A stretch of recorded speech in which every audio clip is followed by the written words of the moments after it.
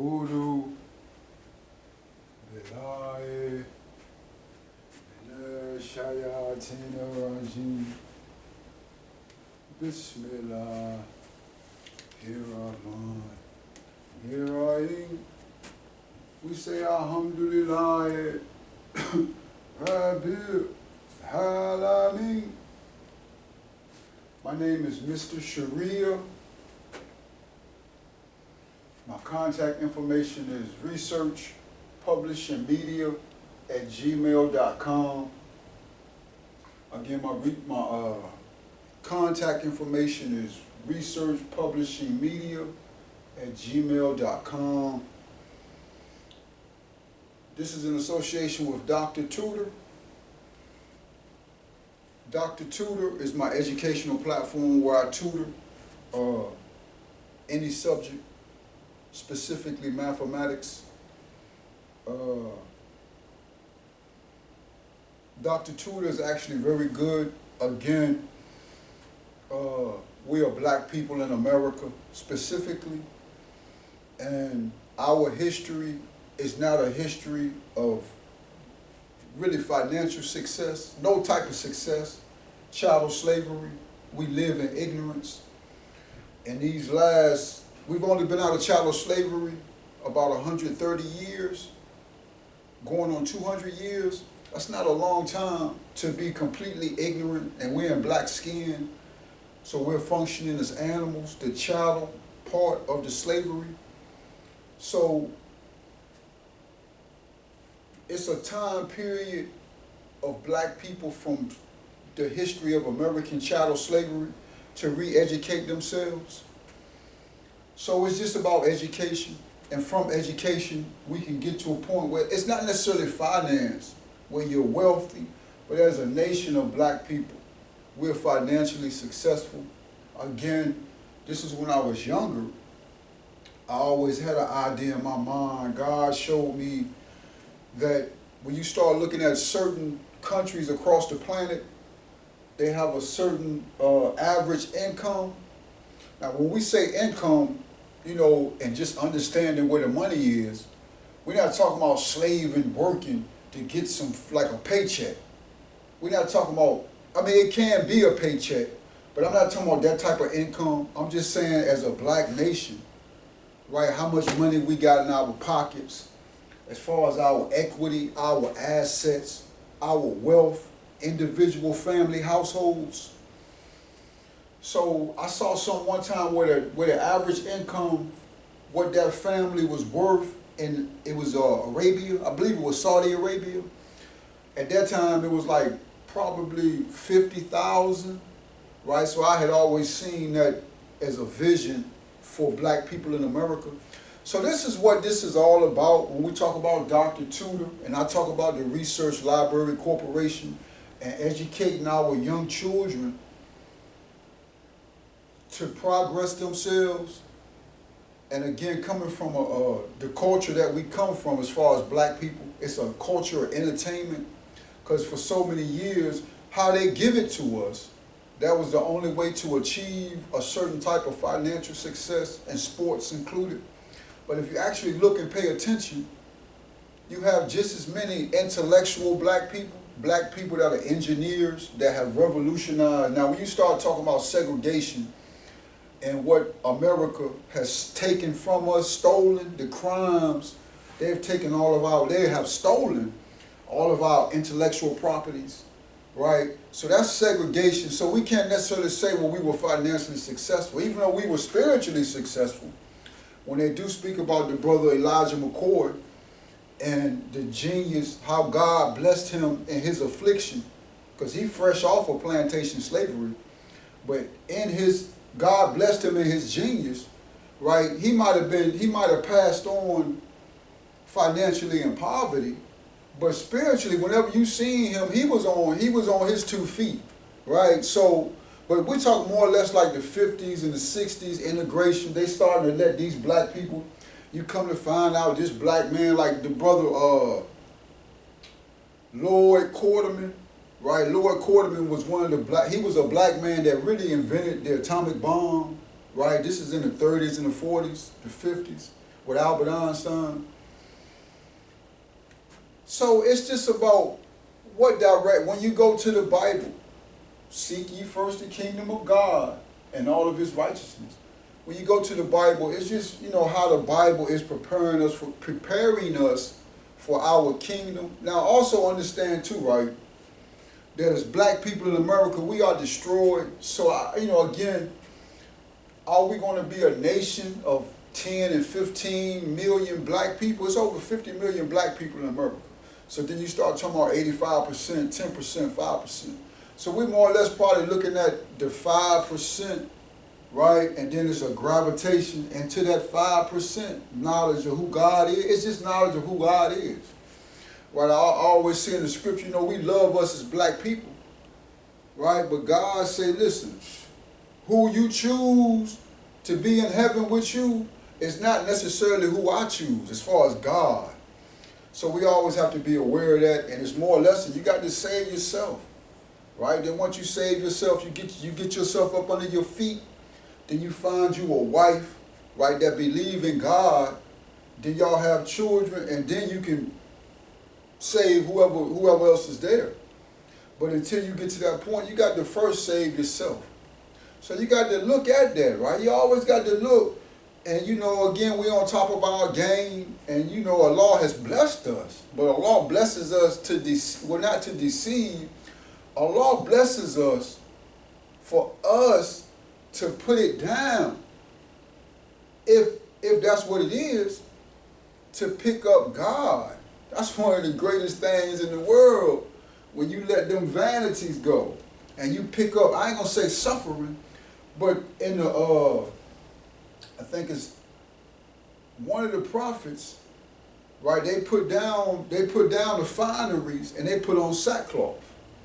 I can't think of what book that was. That might have been Jonah. If it wasn't Jonah, no, it was Nehemiah. I think Nehemiah was prophesizing to whatever town or whatever city that was, and I think that's the only city in the Bible that repented, right, up to a certain point. So you always got to understand that, right? Because, again, we're going to the grave. Okay, but I want to keep it moving because I don't know how much time we have. So what I want to say is that, right, let's look at Ezra. Okay, hold on a second. So we talking about, and we're Zoom available. We have a leadership conference also where we just instruct young black men specifically how to stand before the people. Again, I thought that was a real good scenario or example when Moses had to stand before the nations of Israel. And so that's a tremendous task. You talking about in the beginning, we're mixed in with Pharaoh and the things that we believe and the things that we are involved in as far as ignorance. And now Moses coming up out of that ignorance with knowledge of God has to stand before the people. So that's some good leadership. So that's what we stress. Now, we're not going to make you a Moses unless God wants to make you a Moses. Now, we can make you a Moses, but again, that's going to be between you and God. But you'll have that information here. And again, a lot of times you can't, you could, right? And you can make that thing biblical. But when you start looking at black nations across the planet, brothers and sisters, they're going to need guidance. Judah is the lawgiver. So you're having these countries that are breaking away from the ignorance. The most honorable Elijah Muhammad and his thought process and how God has used that knowledge to just wake black people up from a slavery type mentality. Always understand that we're still blinded. The devil comes to you with illusion, with magic. The Quran says magic. So they spook you with that magic. You don't know what's going on. Next thing you know, you selling all your resources for a little bit of crumbs and you don't even know why. And you think God telling you to do it. So we need correct guidance. So we got these young black men. We black men in America. You have to understand that. And it ain't even necessary. When I say that, I'm not even talking about the chattel slavery. Because chattel slavery, like in going to prison, that don't really make you hard. That breaks you down and makes you very, very weak. And you become a slave or a servant. Yeah, the servant is always going to kick your ass for the master. But once that servant get into a God type environment where he has to take care of himself, no, he ain't even no type of vibe. No, that we become peaceful, right? So we get that we black in America from the Nation of Islam. Not only the Nation of Islam, but we really get it from the most honorable Elijah, Minister Louis Farrakhan. Because Minister Louis Farrakhan, a ravenous wolf, not calling that brother an animal, but I'm saying in symbolic terms, a ravenous wolf that will devour the prey and will split the spoil at nighttime. So if you really look at us as black men, specifically in America, that's more or less our quality. Well, we always think we a ravenous wolf, but we have, because of the devil, and because that's not a bad quality to integrate into who you are, but we are not ravenous wolves. We are the lawgiver. We are the Jesus. You see what I'm saying? So the black man in America, that's the thing, brothers and sisters. But what if we was given the law? Then what would happen? And it's so easy. It's so easy to take yourself to the highest heights of that devil world. And then all of a sudden, the devil say, well, look, if you start giving law what the Bible said, we're going to take everything from. It's so easy to just let that pass on. But you at the highest level, now you giving law. You already had problems, but you ain't realized there was problems in the devil world. You already had problems. And them problems really going to dissipate once you put everything down, but it's new problems. Right, then you still got a problem with God because you have a covenant with God, and the severity of your iniquity to get to that point where you in that devil world. But God has mercy. You were ignorant. We are ignorant until we come to that burning bush, and then God. You see what I'm saying? But I say that again to say, listen, for you to become the lawgiver, how is that? Unless you just a devil, right? You ain't got to read the ingredients on the malt liquor, if it even has ingredients. You see what I'm saying? But malt liquor tastes nasty. So then you read the ingredients and you be like, oh, okay, let me stop that. So now Judah is the lawgiver.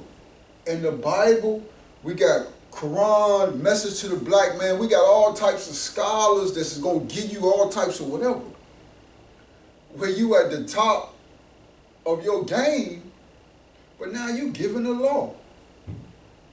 That's powerful. Okay. So that's leadership conference, and we speak again about math analysis. Math so difficult, it makes life easy. And what I wanted to do, brothers and sisters, I wanted to look at Ezra. This is just a quick passing thought. And Ezra has a book in the Bible, and it's the common thought, what we're trying to say now is that Ezra wrote the Bible. And the reason why we say Ezra, now Ezra, I also seen God show me that the Bible that we get now, when you just get a Bible, that's not really what we're saying when Ezra wrote. When we say Ezra wrote the Bible, we're talking more or less about the Pentateuch. Even though they say the Pentateuch are the 5 books of Moses, if we say that, we're more or less saying that it's Ezra, because listen now, Ezra was a scholar, and we're talking about Kemet. Ezra was a scholar at the highest level of Mosaic law. He was a scribe of Mosaic law. So from that Bible verse, and the Old Testament is really the Pentateuch, the 5 books of Moses. So you have a book of Moses, math analysis, mathematics, tricknology, playing tricks with the numbers. And so I wanted to look at, is it just Ezra? My whole point is that the Bible, what we get now when it says a book form Bible, that's not what we're speaking about when Ezra wrote that. That's not what we're saying. We're saying that what we gonna say, the Old Testament, the 5 books of Moses. Ezra put all that together. He knew the language. He was a scribe. He could read the hieroglyphs. But what I want to see is also is that I just seen it there. When the Bible specifically says that Ezra was a scribe of the laws of Moses, and then I realized that the Old Testament is really the first 5 books of Moses. So that's how you can make that correlation that Ezra wrote the Bible, what we say the Bible. So the computer, when we say the Bible, the computer might be talking about the Old and New Testament, but you also got to look too, but what I wanted to do before that revelation just came, I wanted to look at, so let's go to, if we go to Bible Gateway,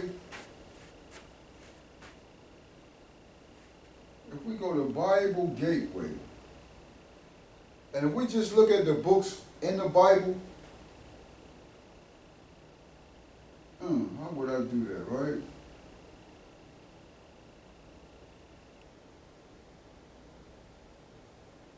If we go to Bible Gateway, we go to Bible book list. You got Joshua. You got Joshua.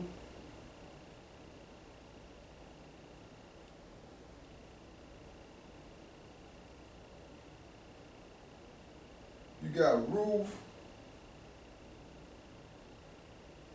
You got Samuel. You got Ezra. You got Nehemiah.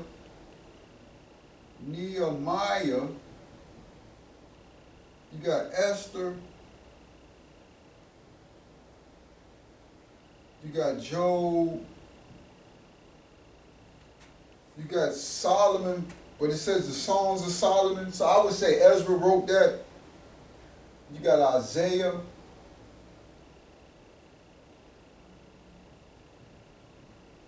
You got Jeremiah.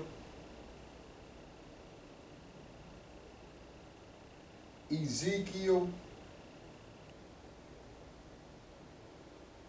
We got the brother Daniel. You got Hosea. You got Joel.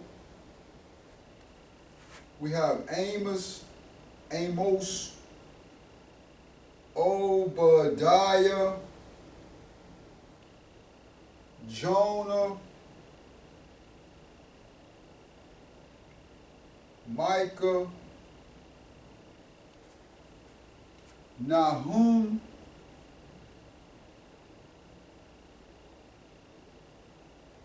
Zephaniah,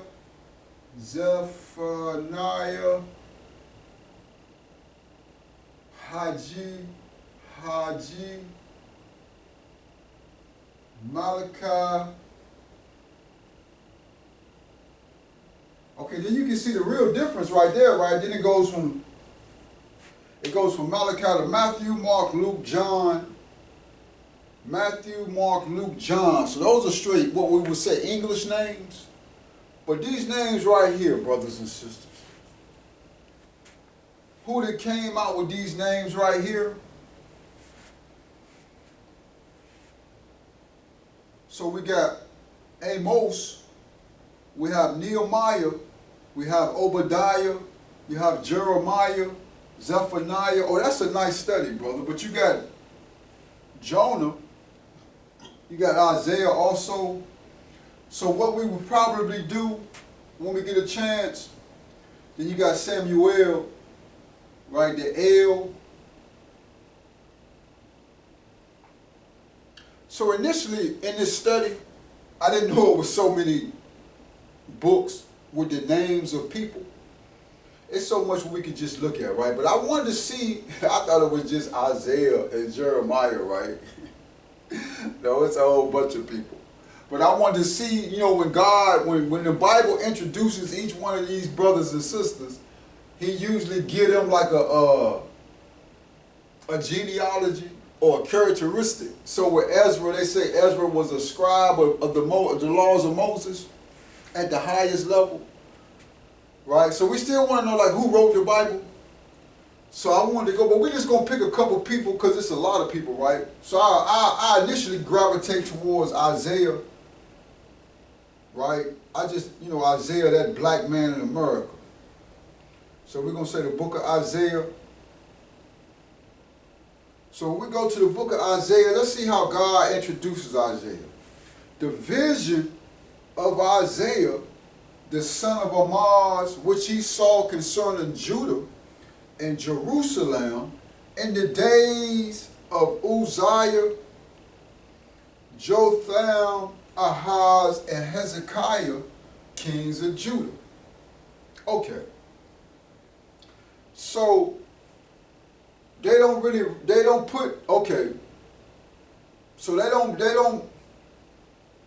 put Isaiah in the same intelligence or educational environment as is Ezra. They just say that he was the son of someone, so we probably would really want to know who his father is. So they had that somewhere where you could probably read that and better understand that. But you can get a good understanding because they say he was the son of Amoz, but you have Amos, right? So that's the trickery of the Bible, right? When we say, well, who actually put the Bible together, that's where the wickedness comes in with the Jews as far as the Hebrew text, and then you have Jews going to Christianity, and it's the same people with the same wickedness, right? And then also they give you certain kings. So all that's going to have certain type of biblical prophecies about who actually, it's going to show the intelligent significance of Isaiah as far as like a self-taught prophet where he just read the books compared to Ezra, where they actually say Ezra was a scribe of the Moses law. Okay, so no, it's still Ezra. Let's go to Amos. Let's go to the book of Amos and see who they say Amos was.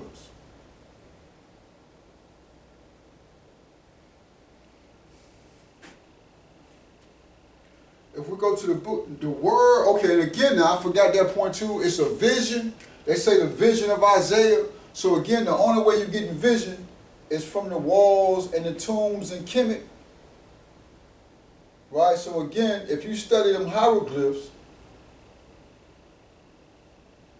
right, that means he probably could read the hieroglyphic language, and then he probably could read the cursive.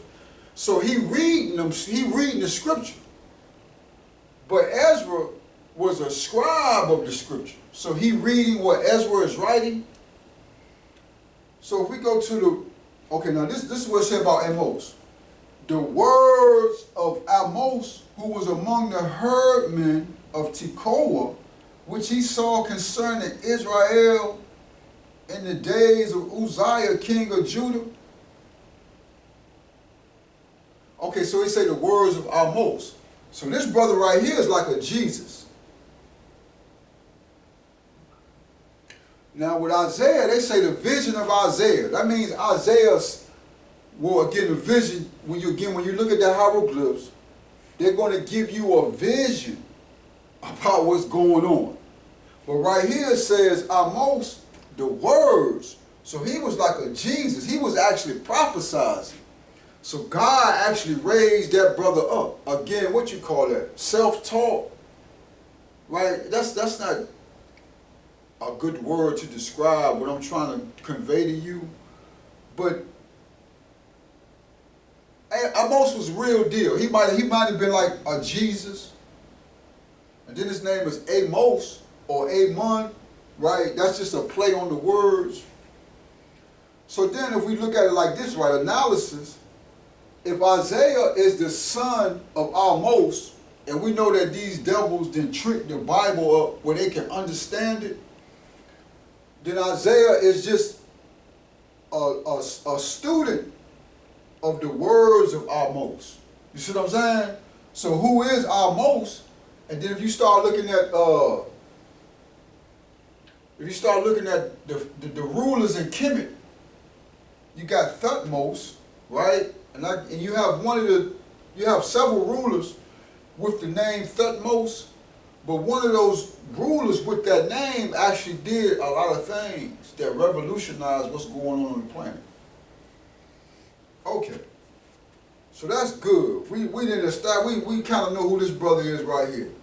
He that real deal. Okay, let's go to Jeremiah. Let's see what they say about Jeremiah. Jeremiah.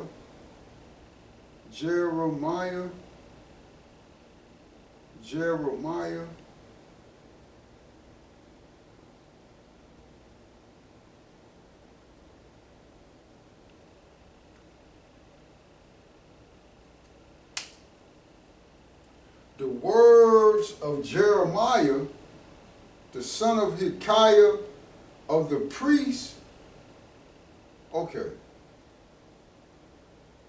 Okay, so they give him the same, they say the words of Jeremiah, so he was like another Jesus.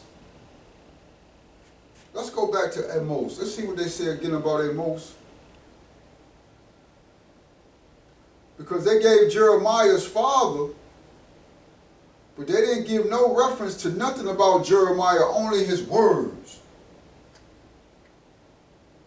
So that's going to show you a little bit more about this brother Amos and how powerful the words of Amos, who was among the herdmen. So again, that's heaven, right? Okay. Okay. So Amos is that real deal Jesus. Jeremiah was a prophet. He prophesied because his family was in the priesthood. Isaiah was a reader or a student of the words of Amos, right? And again, they reference Isaiah to Judah. And you can go, so if you say Isaiah is Judah, black man, black woman in America, even though they give you kings, which kind of it's still Judah, but it's the word not at this time, that didn't already came to pass, because they give you kings, where you can kind of identify with where that is in history. But when you look at Amos, that's a direct connection to Kemet to just get us to understand. Let's look at Ezekiel.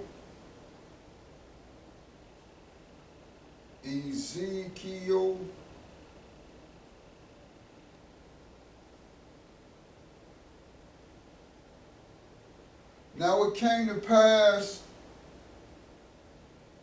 the word of the Lord came expressly into Ezekiel the priest. Of course, Ezekiel was a priest. So he was like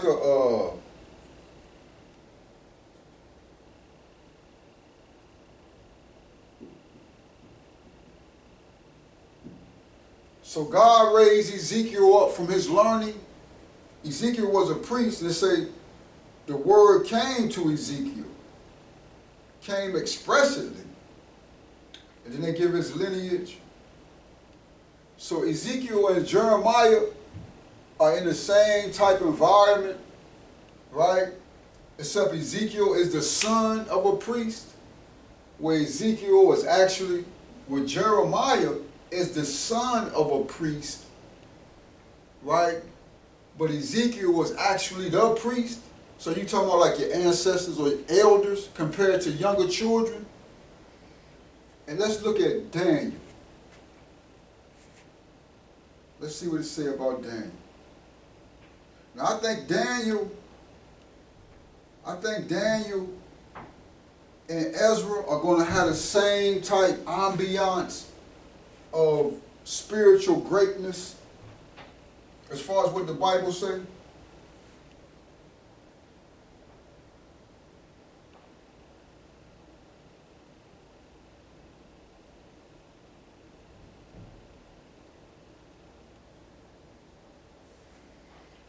Okay, so this is what they say, right? And the king, this is verse 3 of the book of Daniel. And the king spoke unto Ashpenaz, the master of his eunuchs, that he should bring certain of the children of Israel and of the king's seed and of the princes, children in whom was no blemish, but well favored and skillful in all wisdom. And okay, so there it is right there. And cunning in knowledge and understanding science, and such as had ability in them to stand in the king's palace, and whom they might teach the learning and the tongue of the Chaldeans. Okay, so yeah, that's actually very good. So Daniel and Ezra are the same people. Now you can do this study with all of the people that are mentioned, and then you can even break it down, right, when you got the Ayah, I-A-H, I-A-H, I-A-H, so you can see what the Bible's saying about those specific people.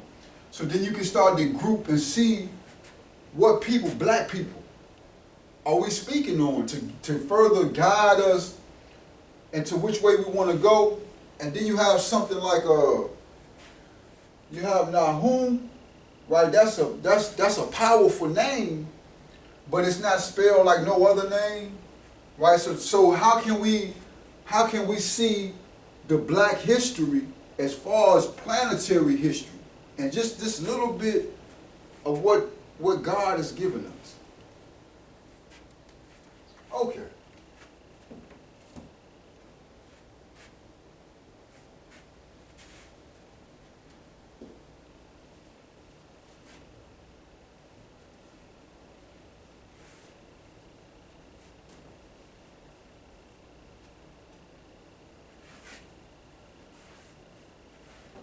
So, again, when we do talk about Dr. Tutor,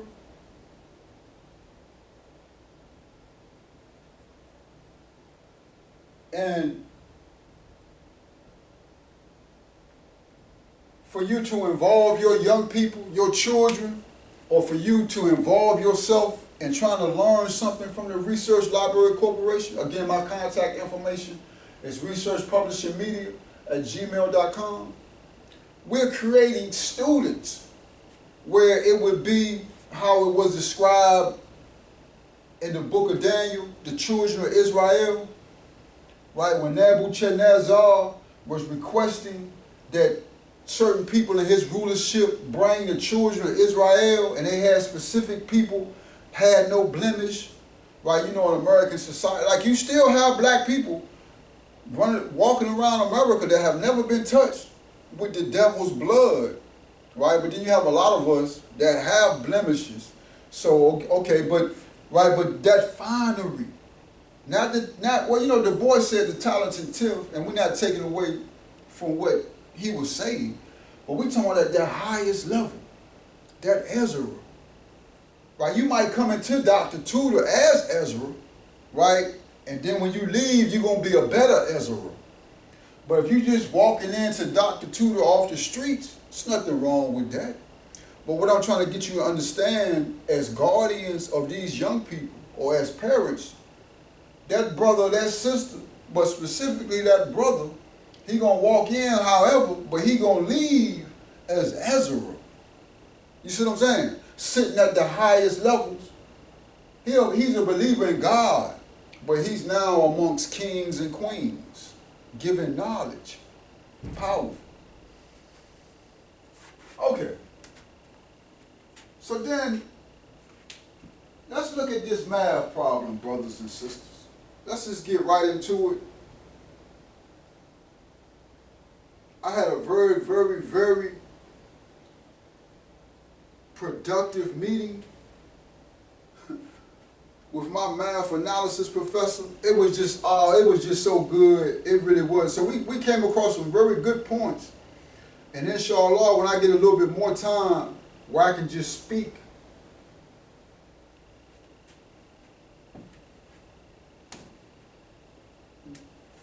where I can just speak about math analysis, then that's what we'll do. But let's look at this. Let's look at this. I think I can just go to it without even looking at it. I'm gonna give you another math analysis problem. We're gonna prove a limit. Now a limit is just what it is, how it sounds is what it is. If you have a limit, then you can be doing anything you want to do until you come up to a certain point, and that point could be a number, and we call that number A. So say you have a function, x, right? We're talking about Cartesian space. This is the x-axis. This is the y-axis. Remember, f of x equals y. That gives you an ordered pair, x, y. So if you have a x, say x is b and y is s. So at point B on the number line or the x-axis, and at point S on the y-axis, you go to B, you come up to S, you have a point. That point is B, S. That's a point in space. If you're talking about Cartesian space, subatomic particles. So you have a function f of x equals y. So again, if we're talking about Cartesian space, the x-axis, the y-axis, you have this point A. Okay, how would I say that? Okay, no, we're talking about f of x equals A. So x can take any value. Say you have we ain't even gonna say it anymore. We just gonna say x. X is in the real number set. The real number set includes natural numbers, integers, rational numbers, irrational numbers. So that's a lot of numbers. So you have x in the real number set, but you have f of x equals y, right? But then we have right here f of x equals a, and a is the limit, what we call the limit. So that means if f of x equals y, and then f of x equals a as the limit, so that means y equals a. So that means you're going to have a variable a on the y-axis. And again, what this means, brothers and sisters, is that when you have a function describes system activity. So we're talking about the system activity of a particle. The brothers and sisters in Kemet were talking about the system activity of the stars. Right? That's macro and micro. Macro, very large. Micro, very small. So when you have x in the real number set, just numbers, x in the real number set, but you have a function where you're taking x and you putting x into some type of mathematical statement that's describing numbers. So you got x, x could be any number in the real number set. So you might have a graph doing all kinds of things, right? But that graph is only going to go to this point there. It can go way down, it can go way to the left, and go way to the right. But at some point in time, with the graph, depending on what x value from the real number set you put it to f of x, it's going to come where it goes. It doesn't go past a. It's going to equal a. So how do we say that? We write this a certain way. We say the limit as x goes to b, f of x goes to a. So what that means is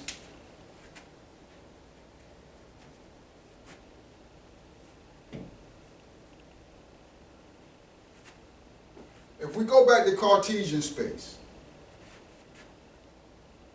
the x-axis, the y-axis, as x goes to b, we don't have no value of what x is. X is in the real number set. But as it goes to b, b is just a number somewhere on the x-axis, So as the x, remember, starts off at 0, 0, 1, 2, 3, 4 to b. So as x goes from 0 to b, this function, remember f of x is equal to y. So now we're talking about the y-axis. Y goes from 0 to a.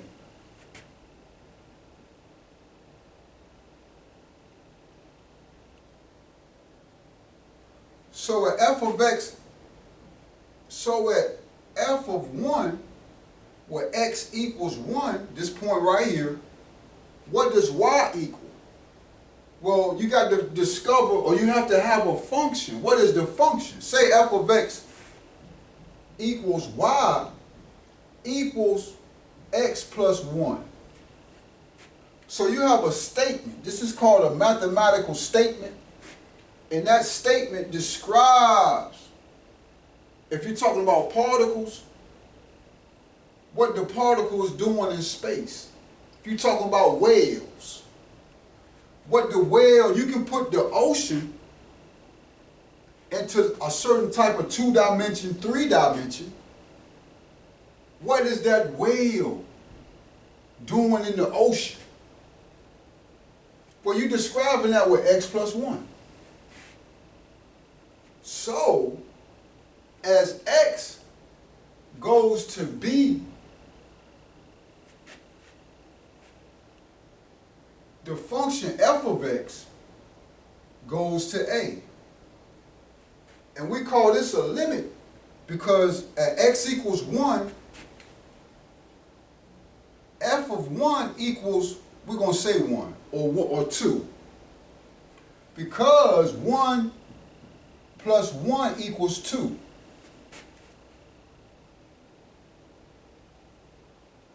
We're going to count by 2s. 2, 4. So at x equals 1, f of x equals 2. So then we say at x equals 2. At x equals 2, f of 2 is 2 plus 1, that equals 3. So that's in between 2 and 4. So that's right here.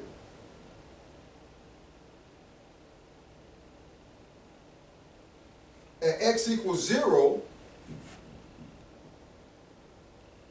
y equals 1.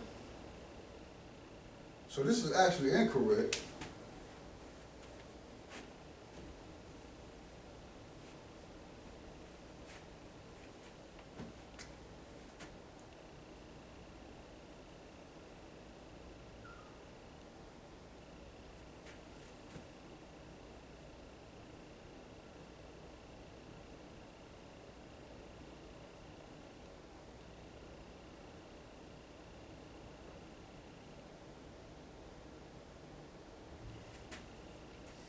So at x equals 0, f of 0 equals 1. So you have 1 here, 0 here. And then at x equals 1, f of x equals 2 right here. So you have a graph something like this. And this graph goes to A. And it doesn't pass A. And we call that a limit. As x approaches b, this is b right here, the function, remember f of x equals y. The function f of x, which is the y-axis, approaches a. And we call that finding the limit or the limit of a function. And again, finding limits are important because when you talk about system activity, and you want to understand what the system is doing, like if the system diverges or goes to infinity, that can be a problem if you're dealing with some type of instrumentation, because you're talking about deterioration, you're talking about wear and tear, you're talking about something breaking down, right? So it's like having it cut on forever compared to where if your function goes to a certain limit, then you know your system can be shut down, or your system will shut down at that limit to replenish itself.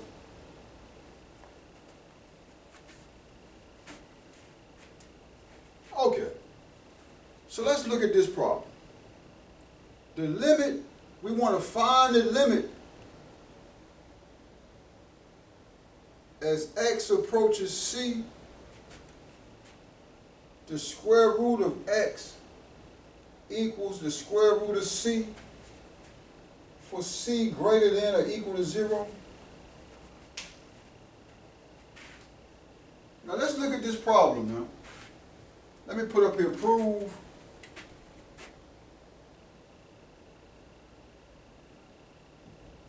we want to prove if this is true. We want to prove this limit as x goes to c, Cartesian coordinates, x-axis, y-axis.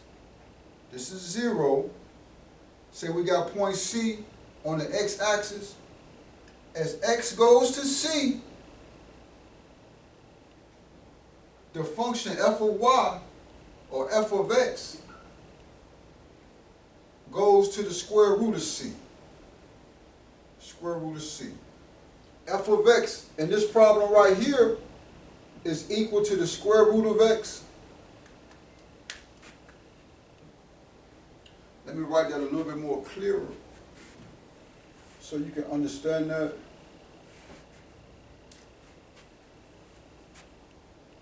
F of x is equal to the square root of x. And we're saying that for all x in the real number set c greater than or equal to 0, that's defining how you're going to use these numbers. We're saying that as x approaches c on the x-axis, the square root of x, which is equal to f of x, which is equal to y on the y-axis, is equal to the square root of c. And we have to prove that. Now let me make sure I wrote everything correct. Okay, now we have to use something called the delta epsilon language. Delta epsilon language.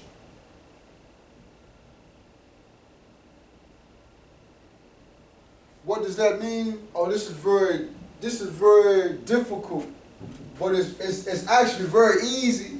But initially, you're gonna be like, okay, so delta epsilon language and proving limits. Listen to what it say now. I'm gonna take everything off and let's just understand.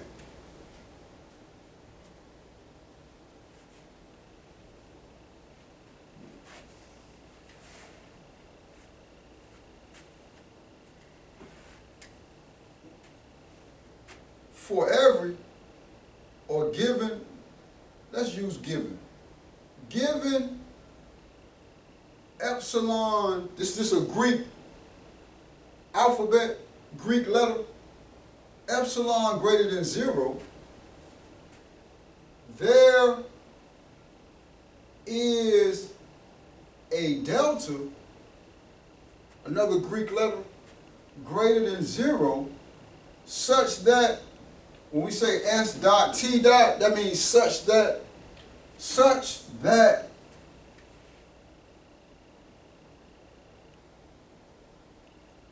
0 greater than the absolute value x minus c less than delta implies, when you see this symbol right here, again, that means I am implying something. Implies the absolute value of the function f minus the absolute value of the function c is less than epsilon. And this is called the delta epsilon language. We're finding or proving a limit. Let's look at it again now. Again, what is this?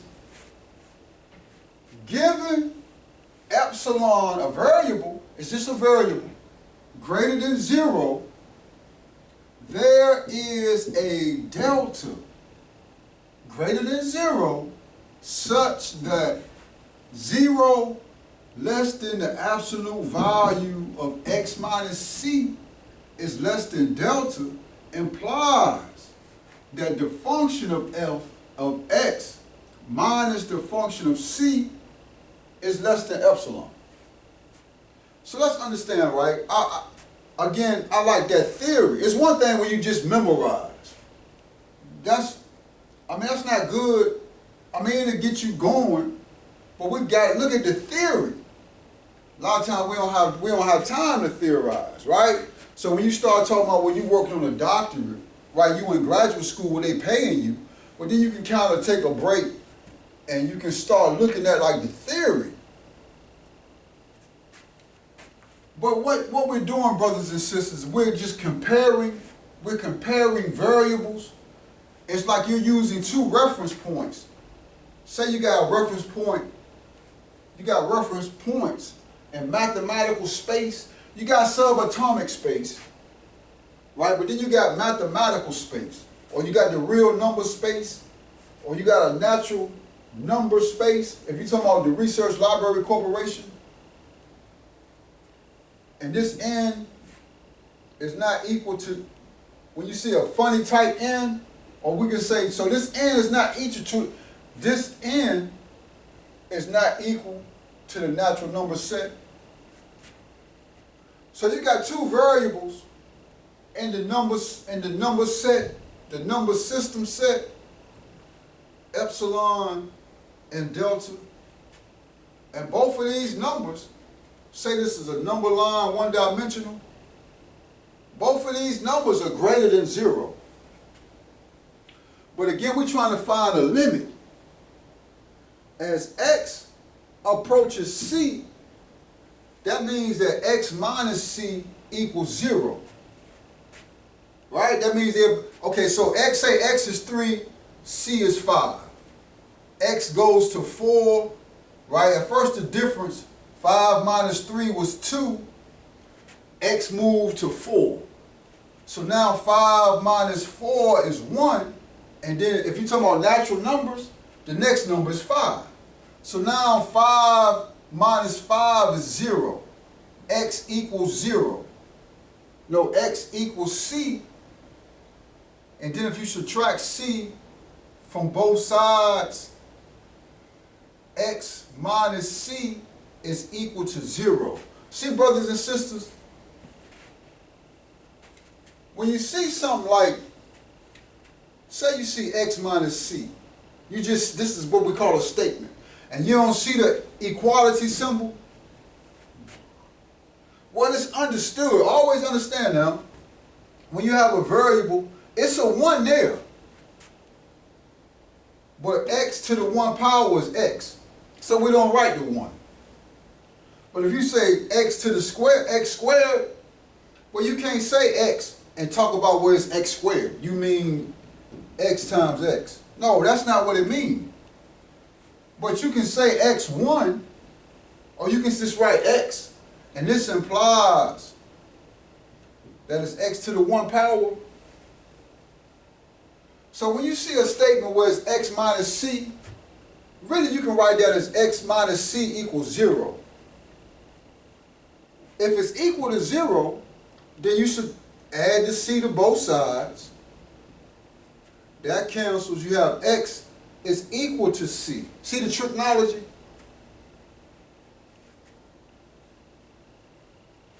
So that's kind of like when you see what we call a difference. Again, that's a difference. And we still looking at motion as particles move through space. That function, f of x, to describe matter, what's going on subatomically. So remember now, you have x just sitting here, and then it moves. So then you have x1. So x1 minus x gives you the change in x. So then we say x plus x, the change in x, is equal to x1, which is this point right here. That's all it is.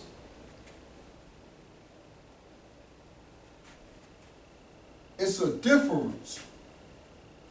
So, as x goes to c, x minus c equals 0, where x is equal to c. You understand? Let's understand. So look now, look how we write the limit. The limit as x goes to c, the function f of x is equal to another function f of c, where f of x is equal to the square root of x, f of x equal to the square root of x, and f of c is equal to the square root of c. And look now, c is greater than or equal to 0.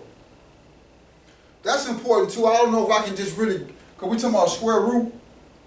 Whenever you have a square root, this is not one of them, another one of those trigonometry foundational principles that you build on. You can never have a negative number as a square root. I mean, you can, but that's called complex numbers, and we're talking about the real number system. So you're never going to have a number if the variable cannot be negative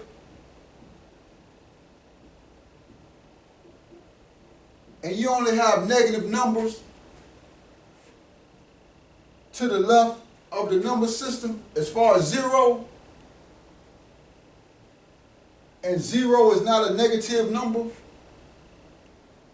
then whenever you have a variable under the square root, we know that that variable is going to be greater than or equal to 0. Because if it was less than 0, if x was less than 0, then x would be negative. But the function is equal to the square root of x. So if you put a negative variable in the square root of x, unless you're talking about complex numbers, so we say x is in the real number set, then that's incorrect. You understand? That thing is beautiful.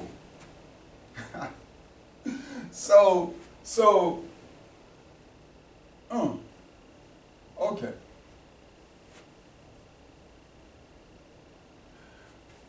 Implies f of x minus f of c is less than epsilon. So when we say the square root of c, and then they say c is greater than or equal to 0, yeah, well, you can define it all kind of ways, but that's why you can say that with this right here, this function. Okay.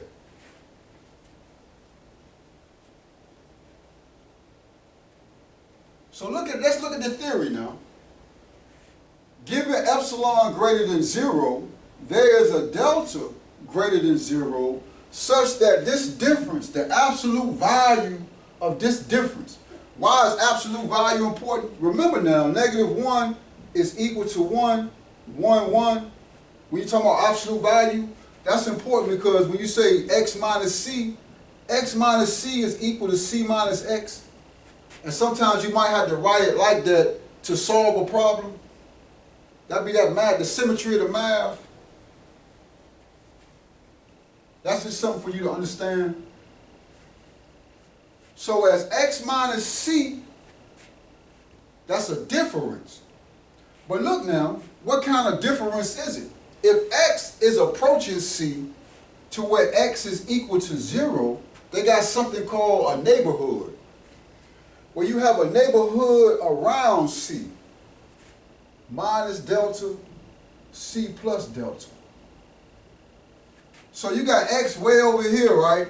And then as x get closer and closer to c, say c is right here. Before it actually equals c, it gets into a neighborhood of c, where it's real close. It could be like 0.0005 from c, right? It's right there in the neighborhood, real close. So look, right? As x gets real close to c, that's a small number. You have a delta greater than 0,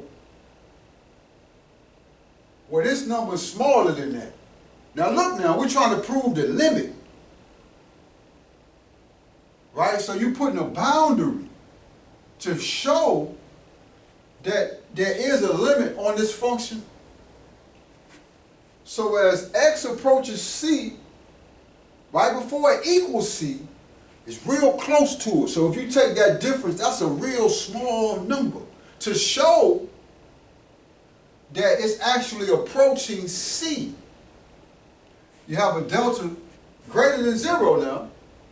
The delta can be 0.000005. That's still greater than 0. So that could be the delta. But this x could be so close, it could be like right here.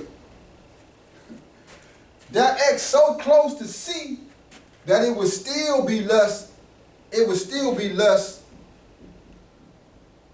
than delta. You see that? Okay. So look now, if this is going on, look at the problem. As x approaches, this is the limit. We're trying to prove the limit or find the limit. As x approaches c, this function, this is a function, f of x equals the square root of x, and this is a function, a system.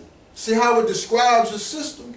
You have a variable, the unknown, and then you have a system activity. Well, what is your number system doing? Well, if you're dealing with natural numbers, say you put x in the natural number set. Well, you know that's 1, 2, 3, 4 to infinity. And then your function, f of x, is the square root of x. That's described in your number activity to give you a graph. Look, it's still a graph, right? What your system look like? 1, 2, 3, 4, 5, 6. 1, 2, 3, 4, 5, 6. 1, 2, 3, 4, 5. The x-axis, the y-axis. Remember, f of x equals y. So what does your system look like? Well, you done did the experiment. All of this comes from experiments now. What they don't ever tell you, brothers and sisters. Let me just say this. Whenever you talk about physics, and you speaking about mathematics, really physics, physical chemistry, whatever physics, engineering, when you look at the math and they give you fundamental constants and fundamental equations, like when we look at the heat equation,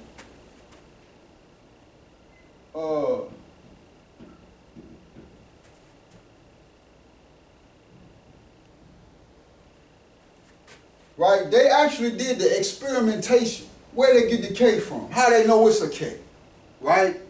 Well, they did the experiment. So what I say, brothers and sisters, to cut through the madness, you got to really find the experiment. They making them things, like you can still find it, but they making them things very difficult. Like the Commission hieroglyphs, those mathematical instrumentations, you can't just, I mean, they're somewhere on the planet, but if you ain't there, you got to go there to see that. But I say that because all of this right here is being defined by experiments. They have done the research. Like when you talk about Lewis Latimer. They even show you where he was. They show every time you see him in the lab. Or if you talk about like AT&T, Bell Atlantic, how they was using Lewis Latimer, that's all experimentation. If you talk about Lloyd Quarterman, how he caught cancer making it time, that's in the laboratory. So when they give you these things, you got to go back and really study the experiments. And there'll be some good papers. They be journal articles dated like 1800s, 1903. You're gonna see that journal article where they actually have the real live person doing the experimentation, and he's showing you how he got these constants and how he derived the equation. I say that because, again, when we talk about this function f of x equals the square root of x, well, you got to do the experiment. Say we're doing, again, I'm a farmer, so I use a lot of farming references. When we're growing a tomato plant, and over a certain period of time, you're recording and measuring, right, the growth of the tomato plant. And over a period of time, God showed you that the tomato plant has a growth pattern of the square root of x. So from that one tomato plant, you can kind of generalize how tomato plants grow, right? So you can just start freaking that thing. Well, what if x equals 1? Well, if x equals 1 and the system activity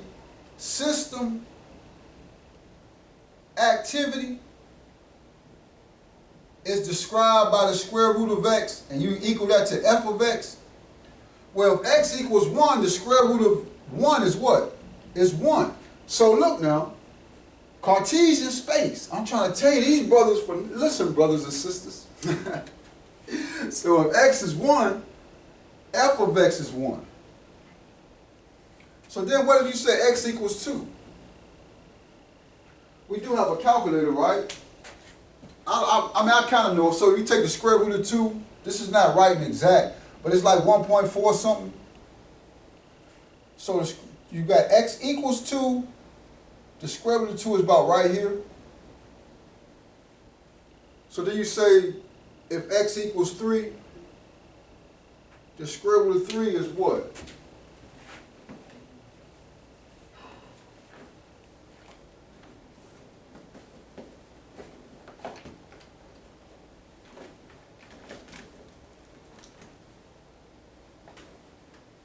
The square root of 3 is 1.73. Square root of, so x is 3, 1.7. And then we know the square root of 2 is 2. Square root of 4 is 2. So this right here, brothers and sisters, it gives you an idea of what your system is doing for each one of your tomato plants. If the square root of x, the function, describes that growth, that's real beautiful. That's actually real beautiful. So let's look now.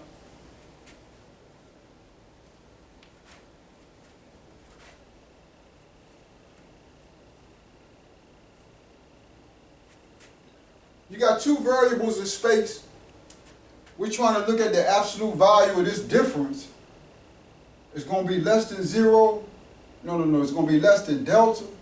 That implies that the functions, the difference in the functions, is less than epsilon.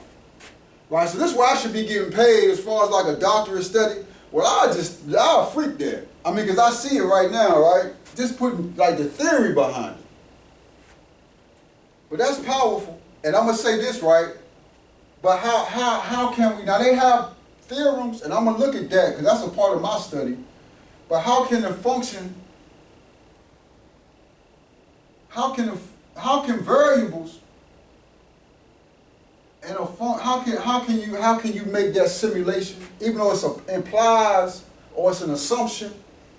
How can we assume that the characteristics of a function assume the characteristics of a variable? If you talk about behavior patterns, let's write that on the board. Behavior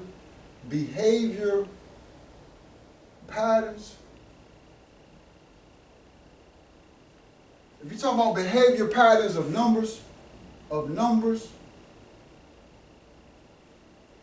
how is it true that the behavior pattern of a variable can be equated to the behavior pattern of a function? Like, how is that true? Right? That's a good point. But as of right now, we assume it to be true, or we imply that it's true. So we're using two variables in space, both greater than 0, but they can be small, they can be real small. That implies that as the difference between x and c goes to 0, this function, the difference in the functions goes to 0, which proves that they're equal. You understand that? So that means, let me give it to you again. That means that epsilon greater than 0 is so small, say it's greater than 0, but less than Hamza 1, that means it's real small. It's so small. Delta is greater than 0, but less than Hamza 2. Because those two variables are so small, that implies that these two can be equated to equal each other as far as the function. Oh, that's powerful. Now, that's a little bit of the theory, right? So when you talk about the tangent, how God be freaking, how God be blessing me, right? I get on that theory, and we just go up into heaven, brothers and sisters, and we come back down, and it just be real powerful. So how do we prove this? Okay. So this is how we prove it, right? It can prove it. I just seen another way to prove it, but just straightforward. So what we know is that x minus c is less than delta. We know that. But that implies, so we start translating f of x, square root of x. Because f of x equals the square root of x, and f of c equals the square root of c. So we got the square root of x minus the square root of c is less than epsilon. We just translated what they gave us, substituted in, and we kept it moving. So now we just focus on this part right here to prove this. So you have the absolute value square root of x minus the absolute value square root of c is less than epsilon. So we want to get rid of the square root because, listen, we're always trying to, this is what I learned, right? You're always trying to come back to this point right here. To prove this right here, if you can get this part within your function part, then you're almost there to prove it. I know that might be, but if you keep working these problems, you'll see what I'm talking about. But we're trying to always get to this point right here, this starting point, to prove this. So what we know is that the square root of x minus the square root of c, we've got to get rid of the square root. If we get rid of the square root, it'll look just like this right here. So if we multiply this, if we multiply the square root of x minus the square root of c, if you multiply that with the square root of x plus the square root of c, remember the little trigonometry, how they do it, right? That'll give you x minus c. Square root of x times the square root of x is x. The square root of x times the square root of c, it's a plus sign, square root of x, square root of c. Square root of x times negative square root of c, that's a minus sign. And then negative square root of c times positive square root of c is just a negative c. So that cancels. That gives you x minus c, which is this right here. So look now, this right here is in this right here. So we just say this is less than delta. You see how we're almost there, right? Okay, so let's look at it again.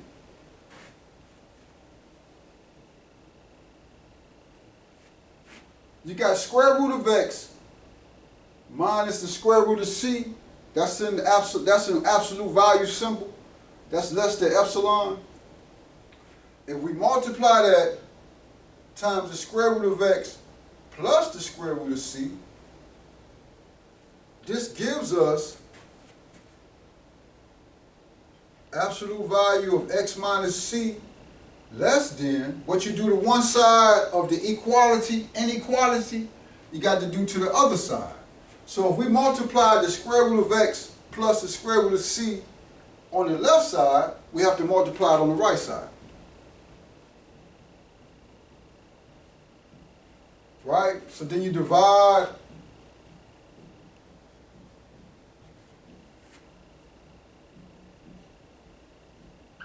right? They cancel. So what you have now, x minus c, x minus c absolute value, square root of x plus the square root of c absolute value is less than epsilon.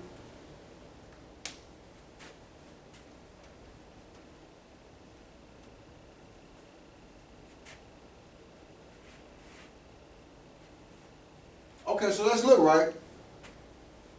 We go back to how the epsilon delta language. 0 is less than the absolute value of x minus c less than delta. So now we get, delta can be any value greater than 0.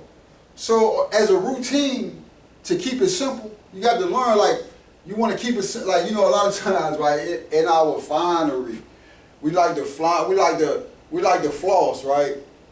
Make it 0.05. No. Let's keep it simple. We're going to say delta equals 1. So now, which is true because delta is greater than 0. They don't put no boundary, upper bound on it. It's a lower bound. X minus 0, x is less than x minus c, the absolute value less than 1. We said delta less than 1. So what we do now, x minus c less than 1, that's x plus, we subtract or we add the c to both sides. The c's cancel, so that gives you x less than c plus 1. You can treat the inequality just like the equality. Now I remove the absolute values just to keep repetition of writing, but it's still there. We're going to put it back on. And don't even, you can just, I mean, you should always recognize that this is greater than 0, but we're not really working with the left part of the inequality, the far left. So now we have x is less than c plus 1. We took x minus c, we made delta equal 1, and what we did was we just added c to both sides. So you have x is less than 1 plus c, which is this right here. So look now, if we go back to this equation right here, we had to first take the square root out, which we did. Then we brought the square root absolute value to the left side, right?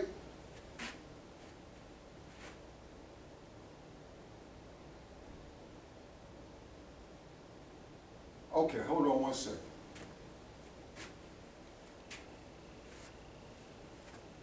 No, that's going to be complicated, right? Okay, so no. You see how I make it complicated, right? But you see how we just freaked that thing, right? Yeah. Okay, so look, right?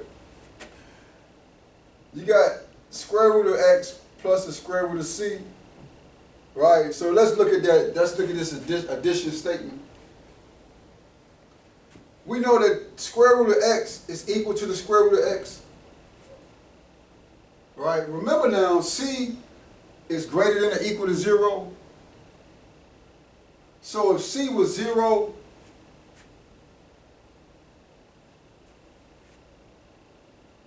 then the square root of x will equal the square root of x. If c was greater than 0, well, if the square root of x is equal to the square root of x, and then you add the square root of c, right? Well, now, the square root of x is less than the square root of x plus the square root of c. You got to really understand that. It's real simple, but it gets complicated because you learn a lot of things.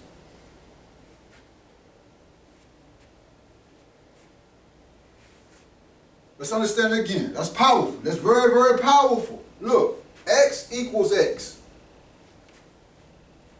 The whole time now, brothers and sisters, you got to learn how to move up and down this number scale with these variables. So look now, because we might not, this get confusing, but it's so phenomenal. Listen, look, x equals x. But all you got to do, if you add a 1, then x is less than x plus 1. You know how profound? That's very, very profound. How simple that is. All you got to do is add a number. I just think that's so phenomenal. Okay, why did I say that, right? I say that because the square root of x is less than the square root of x plus the square root of c. Or I'm going to say less than or equal to. Because c can be 0. How the problem gives it to us. If c is 0, then 0 is 0. So then the square root of x wouldn't be less than the square root of x. That would be incorrect. It would be the square root of x is less than or equal to the square root of x. But how we freak it, this is how we freak it now.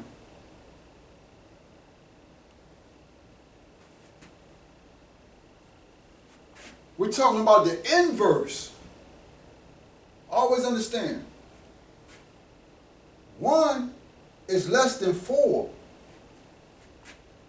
But if you inverse it, and you say 1 over 1 and 1 over 4, well then the inequality changes to the other side. Now 1 is greater than 1 over 4. That's another foundation, real simple. But get that in your brain to learn how to maneuver to solve these problems. I'm going to show it to you again. 3 is less than 5. But if you inverse it, that means if you put the numerator, because understand it's a 1 here, 1 is the denominator, 3 is the numerator. If you put the 3 in the numerator, and put the 1, if you put the 3 in the denominator and put the 1 in the numerator, that changes the direction of the inequality sign. 1/3 is greater than 1/5. So look now, the reason why we say the square root of x is less than the square root of x. Well, no, that's not correct. It can be, okay, that's correct. It is. It's less than or equal to.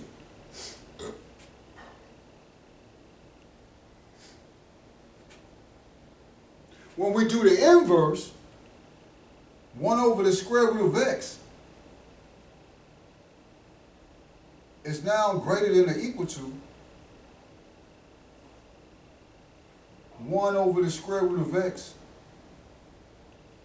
plus the square root of c. You see what I'm saying? Or vice versa.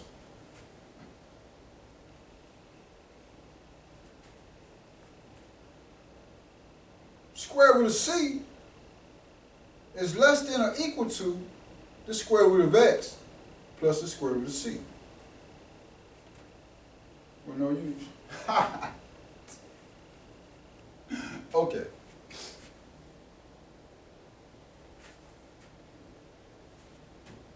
So, the whole point in all of that, the square root of x plus the square root of c is greater than or equal to the square root of c. So if we take the inverse, we got to change the direction of the inequality. 1 over the square root of x plus the square root of c is going to be less than 1 over the square root of c. And where the confusion was coming in, how I see it now, c can't be equal to 0 because c is in the denominator. And again, you can't have a number divided by 0 equal another number besides 0. Make sure you see that. Because initially they say c greater than or equal to 0. So in the beginning, this part right here, we can say the square root of x plus the square root of c is greater than or equal to, hold on a second, no, we can't even say that, right? Because x is greater than c. Okay, so that, okay. But when you flip that thing, the whole point, brothers and sisters, is we trying to get this function right here, the difference of these two functions, to be less than this variable that's just in space. So look what we can write now. We got this right here.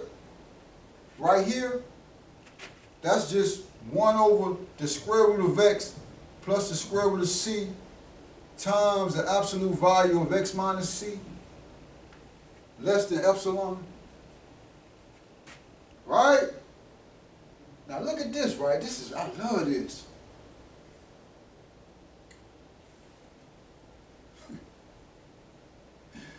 But we just showed right here that this part of the equation right here is less than. It's less than. All of this is less than this, which we want to prove, but this right here is less than this. So if we write it again, and we say 1 over the square root of c times the absolute value of x minus c, that's less than epsilon. You understand that? Let me make sure that's correct.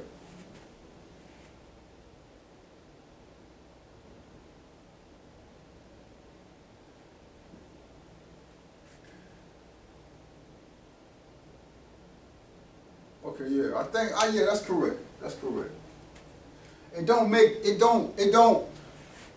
The confusion is that this right here is less than this, but again, we get this from this. So we're saying that f of x minus f of c is less than this. It's less than this, is what we're saying.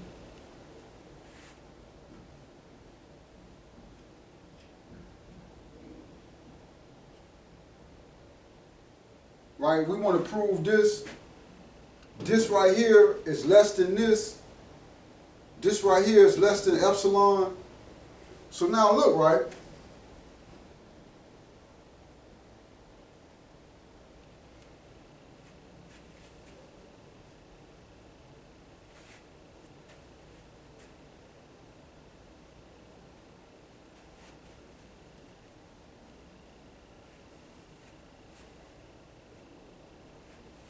We have 1 over the square root of c, x minus c, less than epsilon. So we multiply the square root of c to the right side.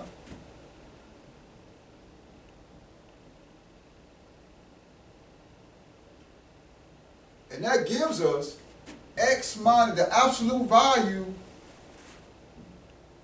of x minus c less than epsilon, the square root of c.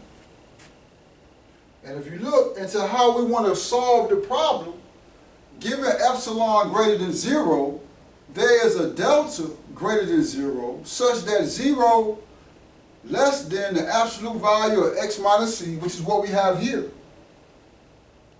is less than delta. So we just say, well, we equate this to delta. So now we got two values of delta. We said delta was equal to 1, and we said delta was equal, now we're saying delta is equal to epsilon square root of c. Epsilon is greater than or equal to 0. No. Epsilon is greater than 0. C is greater than or equal to 0. So how we do it now, we want to take the minimum. We say delta is equal to the minimum of these two values, whichever value is lower. If epsilon times the square root of c is lower than 1, then we're going to take that number to be delta. If epsilon times the square root of c is greater than 1, then we're going to take 1 to be delta. So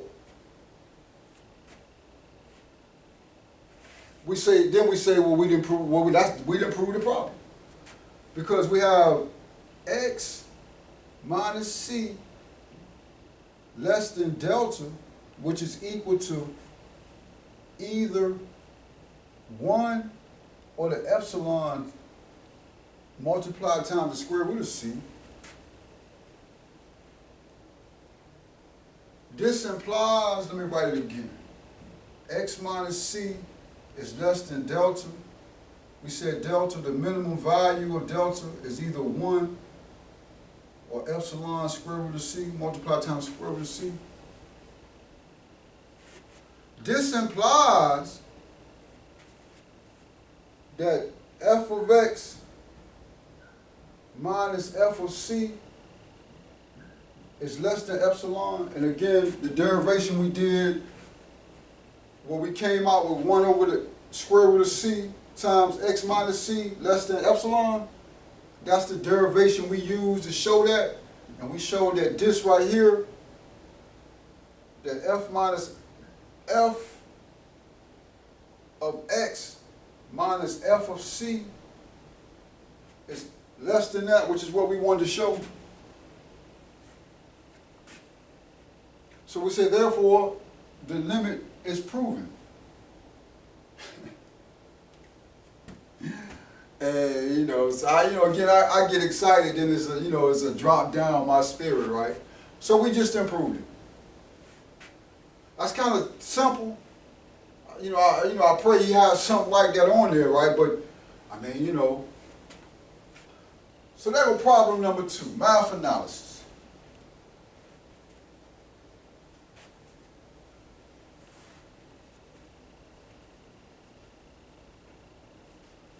That's actually very good. And we thank you, Almighty Allah, for that.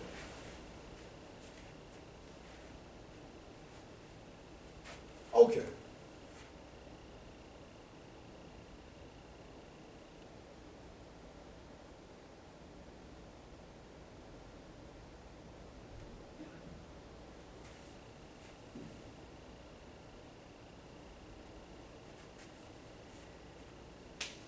Let me see what time it is. Let me see what we want to look at, right? Okay, we still got a little bit of time, right?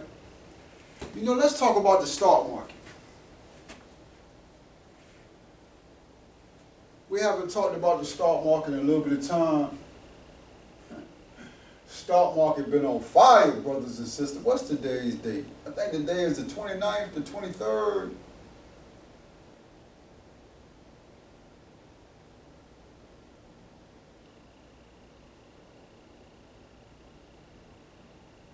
I think today is the 23rd. We're going to talk about the stock market.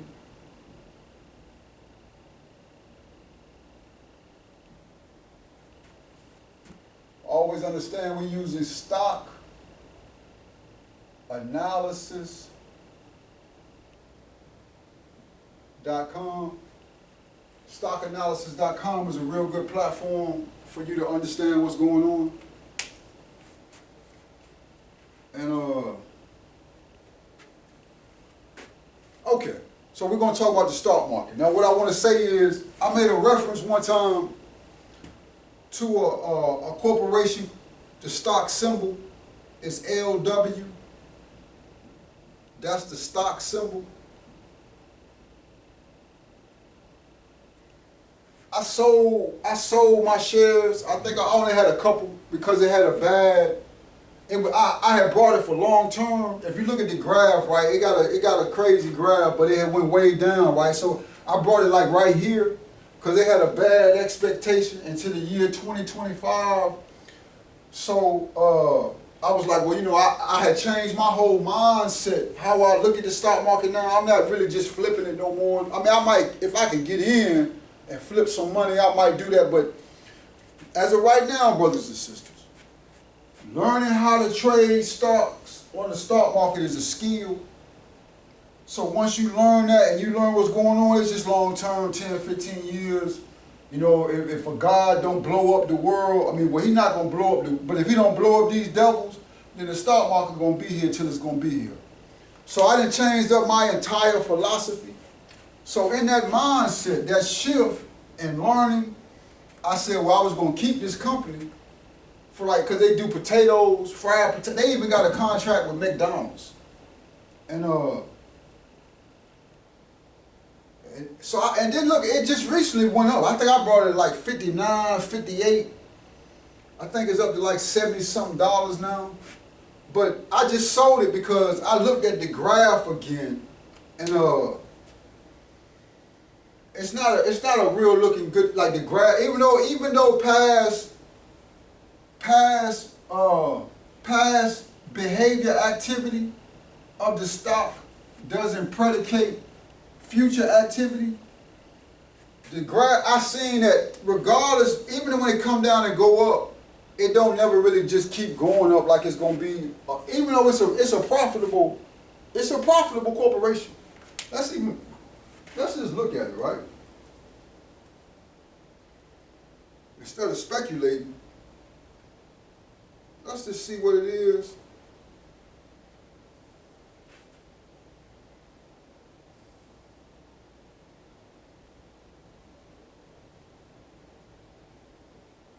The entire stock market is down right now, right? The S&P 500 is down 1%. NASDAQ is down 1.78%. Dow Jones is down 1. All this is red. This is good. It's not real good, right? You still, because in the Russell 2000 is down 1.2. You want that stock market to be down like 10%. That's when you really gonna buy. So let's slow it down, because you know I get really excited with this, right? But let's look at NVIDIA first. See what, again, I get a pulse of the stock market by what NVIDIA is doing. NVIDIA down $5.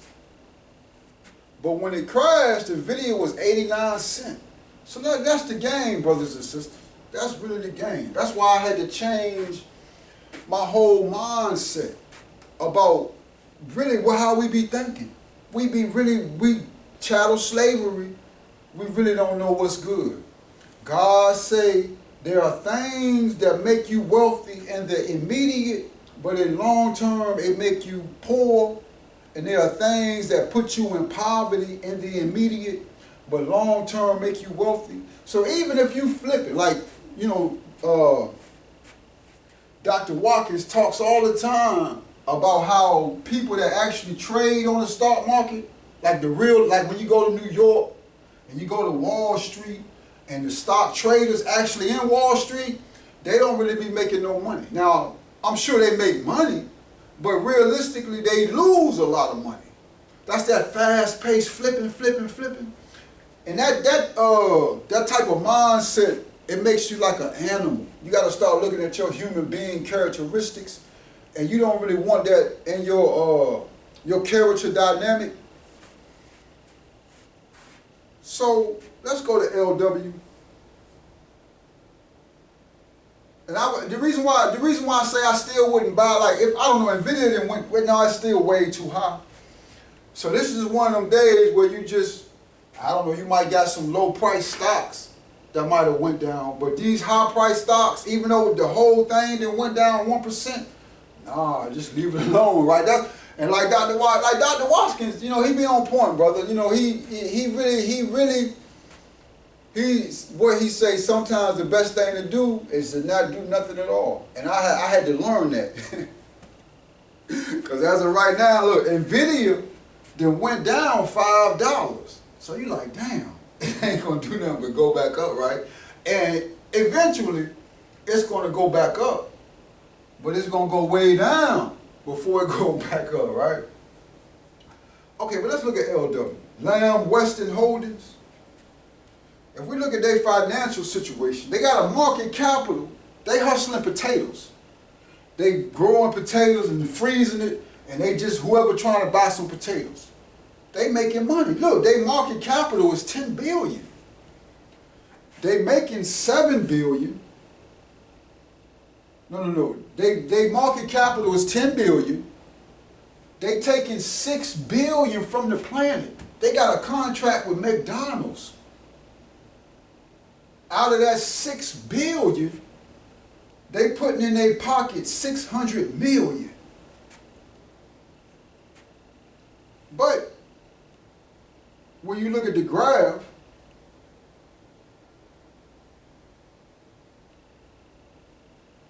it's just not something, it's going, my whole point with this is that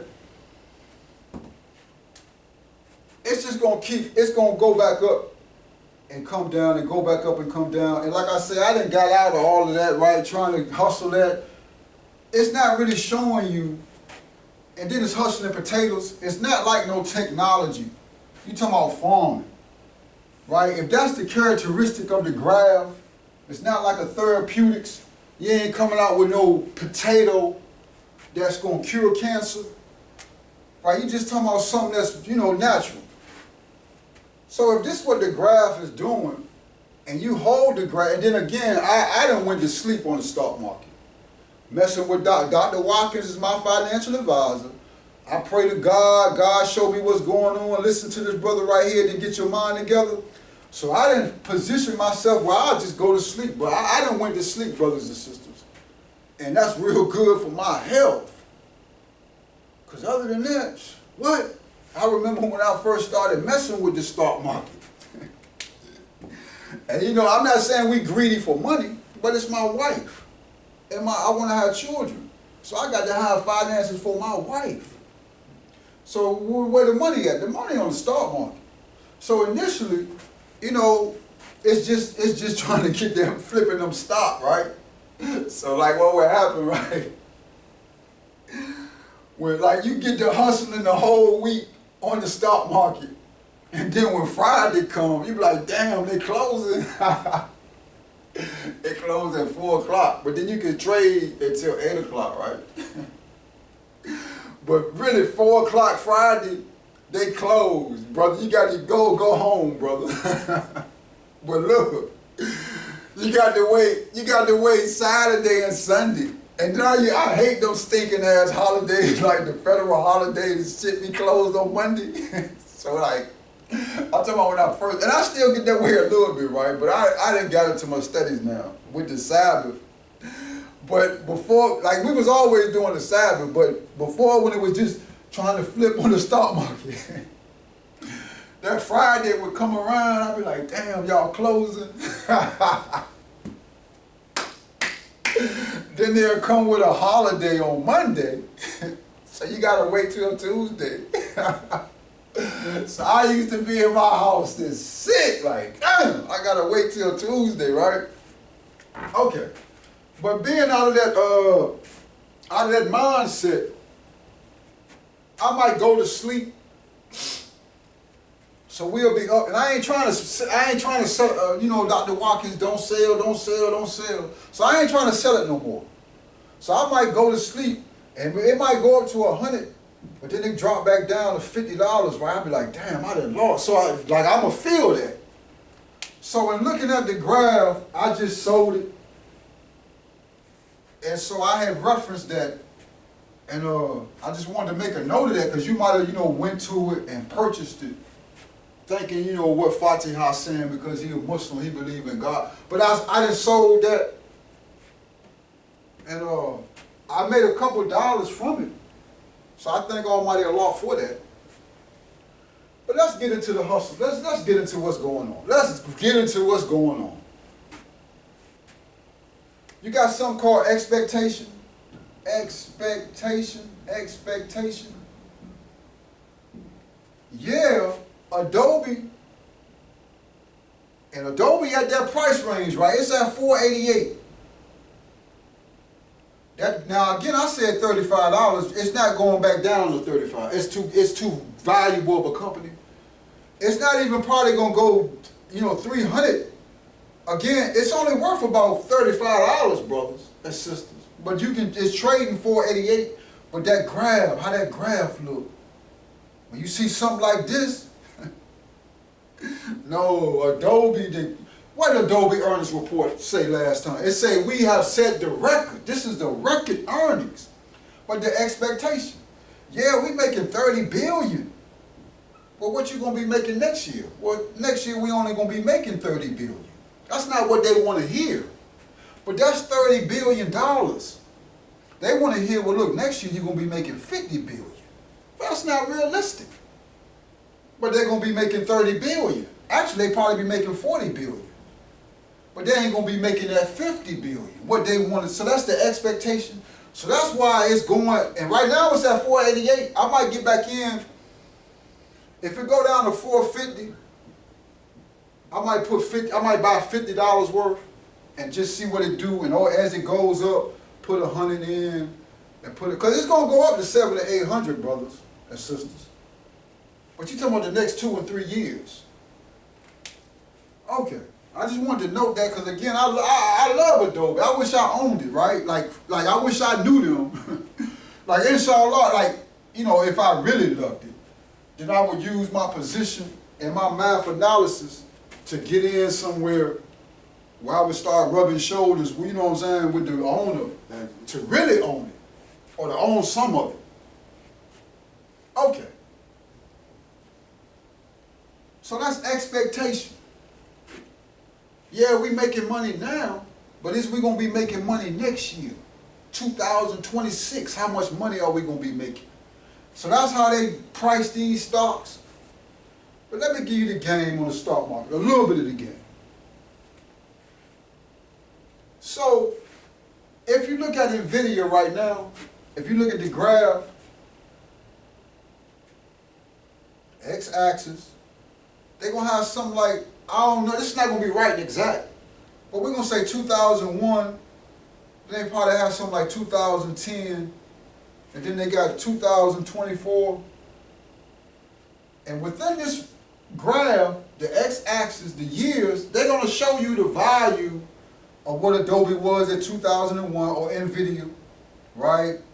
Then it go up, then it just go, right? So we at 2024, NVIDIA at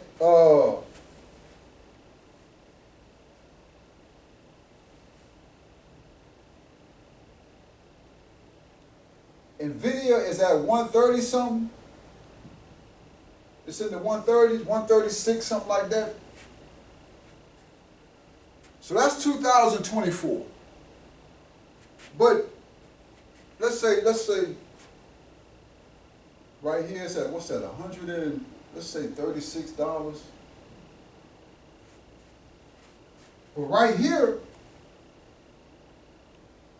let's say that's 50 cents. Right here, $1. Then you got like $3, and such and such and such and such. But right here, say this 2007. 2007, NVIDIA cost 50 cents. Look now, in 2007, NVIDIA was 50 cents. That means you bought 1 million shares. What's a million? A million times 50 cents.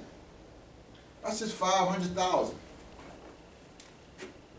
You bought 500,000. No, that's $500,000. But you have 1 million shares.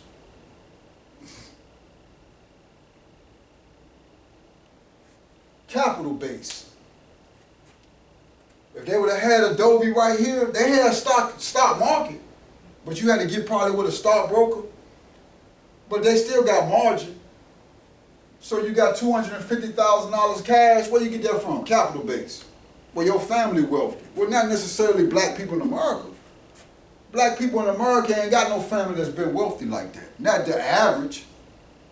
But if you got $250,000, you put that on some type of trading, stock trading, they're gonna give you a margin $250. That's $500,000 right there, dollars. You invest that in NVIDIA. Again, you don't know that though, right? You don't know what's gonna do that. Unless you're the owner, you the CEO. The CEO, that's why you create your own business. Let's stay focused. You got 1 million shares, $500,000, $50, 50 cents. We take that same number, you multiply that, what's that, $136? We're not even making this up, brothers and sisters. Shit, what's that? How many zeros? Okay, so now you're talking about $136 million. Let me make sure. Yeah, $136 million. And how many years? 2007, 24, 24 minus 2, 007. 17 years. 17 years. You got 136 million minus 500,000. You made $135,500,000. You made that in 17 years. If you divide that by 17,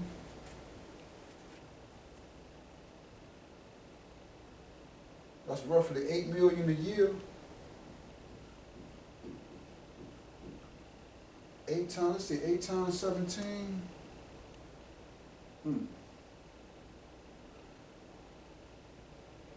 8 million times 17. 100. Okay, yeah.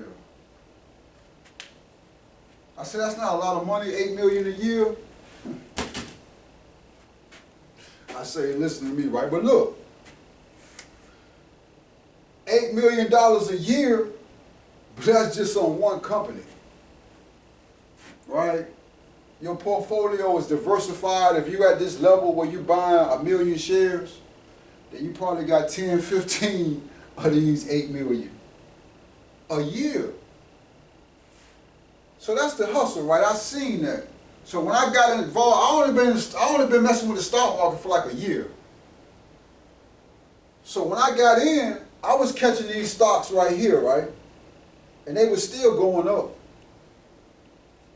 This is when NVIDIA had not split, so it was like 300. NVIDIA used to be 300. I got in at like 400.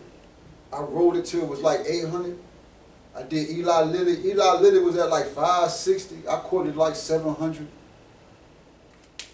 But all them things, that's high, brothers and sisters.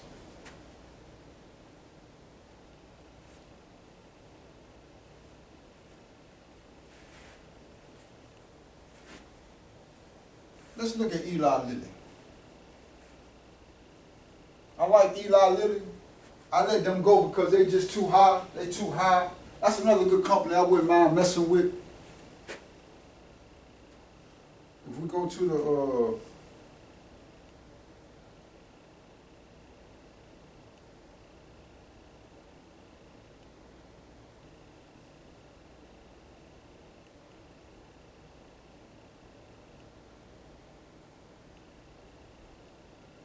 Eli Lilly right now, the stock symbol is LLY. It's at $896. Let's look at the graph. Let's do a max. They go back to 1973. We ain't gonna go back that far. Let's go back to 2009. And then we come up to 2024. It started off like way back here. It's an older company too. And then it just went up. So I probably caught it about right here, where it was at like 560. But in 2009, brothers and sisters, what's that price? It was at $53. If you go back even further, what's that, 1971? Listen, brother, 1978. 1978, Eli Lilly was $2.98. That's why I say, brother, long term, just once you learn how to do it, just go to sleep. And just like Eli Lilly was at $2.98. It's at $800 now. But let's understand the hustle.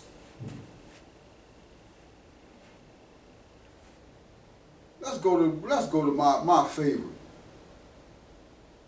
This is AEHR Test Systems.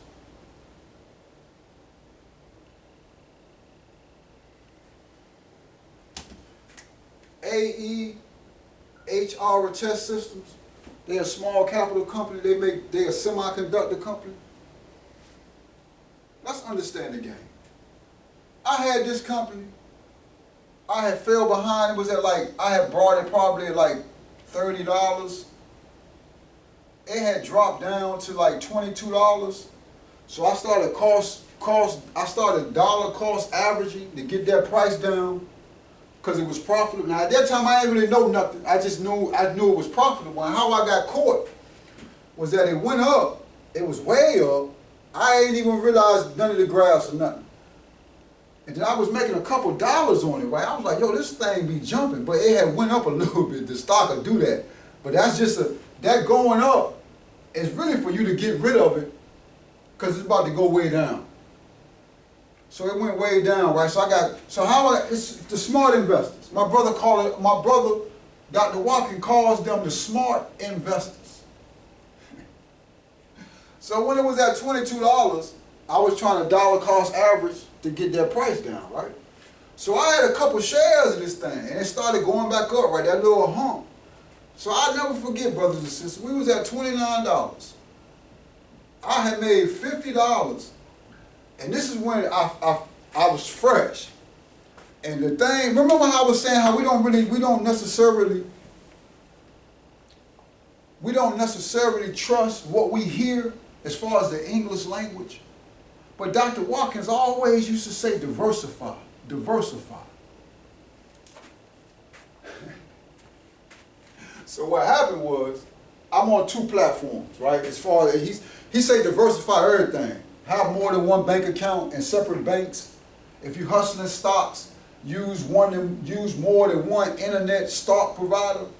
So I had 2. I was hustling stocks on 2 separate companies.